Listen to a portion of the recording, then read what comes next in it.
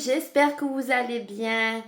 Aujourd'hui, je vais vous raconter une expérience que j'ai vécue chez une dame que je veillais certaines nuits parce qu'elle était en soins palliatifs. Donc, cette expérience va parler à beaucoup d'entre vous qui travaillez dans le milieu médical, en tout cas au contact de personnes fragiles, de personnes en fin de vie. Alors voilà comment ça s'est passé. Cette nuit-là, j'avais amené tous mes draps, mes bagages pour la nuit, mais j'avais oublié mon pyjama. C'était en été.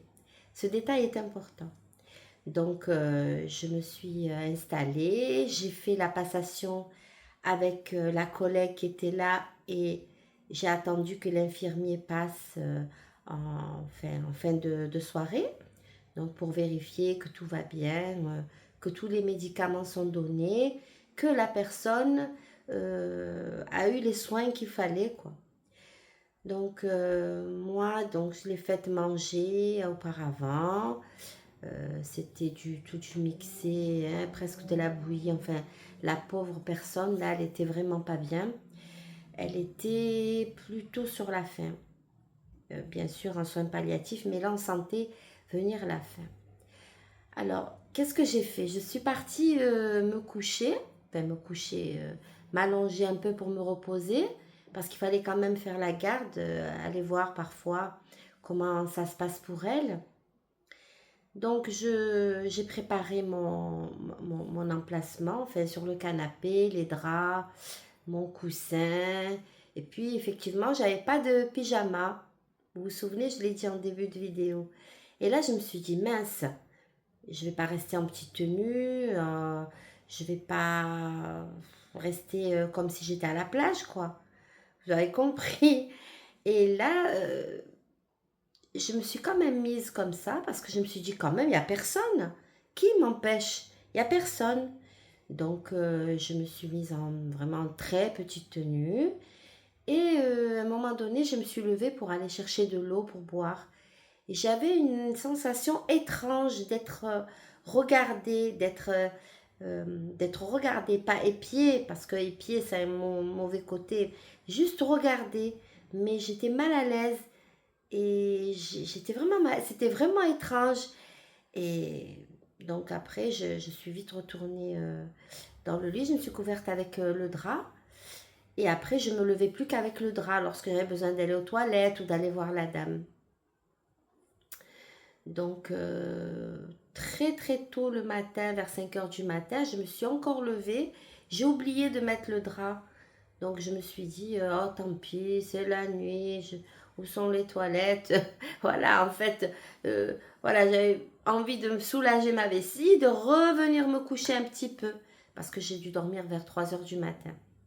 Mais j'ai quand même dormi un peu, puisque de toute façon, enfin, elle avait de la morphine et vous savez, c'est traitement très très lourd, donc je sais qu'elle dormait.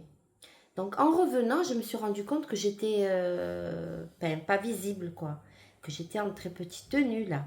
Et j'ai eu encore cette sensation et j'ai vu un petit point lumineux comme ça vers le plafond. Je me suis dit, tiens, c'est bizarre. Donc je suis vite retournée dans mon lit, improvisée, et je me suis couchée. Le matin, l'infirmier est arrivé.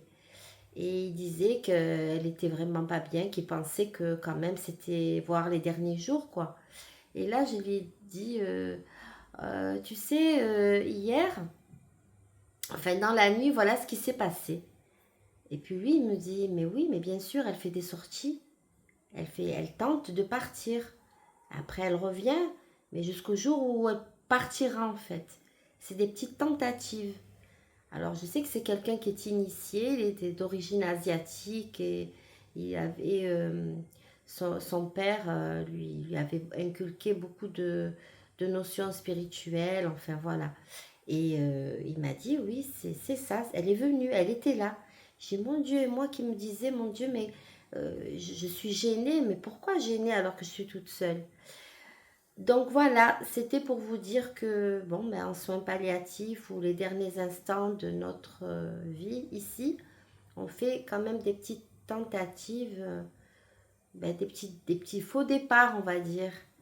Et j'ai été très émue de savoir cela et j'avais un peu ma petite larme à l'œil, mais après, quand on vient à un âge très avancé et que on ne peut plus rester dans ce corps, eh bien l'idéal c'est d'être délivré et de partir dans l'autre monde où beaucoup de choses attendent ceux qui y croient.